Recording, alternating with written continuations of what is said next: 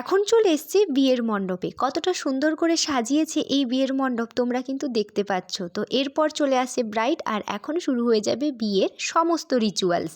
তো এখন হচ্ছে শুভ দৃষ্টি এবং তারপর হচ্ছে মালা বদল। আমরা কিন্তু সবাই বিয়ে দেখে তারপরে কিন্তু বাড়ি ফিরবো। ওই 11:30 থেকে কিন্তু বিয়ে শুরু হয়ে গেছে, প্রায় 2টো পর্যন্ত আমরা ছিলাম। তো মালা বদলের পর এখানে কয়েকটা ফটোশ্যুট হচ্ছে, যেহেতু ক্যামেরাম্যানরা রয়েছে। তারপর চলে আসে ছাদনা তোলাতে, আর এরপর শুরু হবে একে একে সমস্ত রিচুয়ালস। তো দেখতে পাচ্ছ মেয়ের মা এখানে সম্প্রদান করার জন্য বসে আছে, আর এখানে আর বাকি যে রিচুয়ালসগুলো হচ্ছে। আর এখানে এখন ভাই রেডি হয়ে গেছে খই পোড়ার জন্য। কুলোটাও খুব সুন্দর করে ডেকোরেশন করে সাজানো হয়েছে।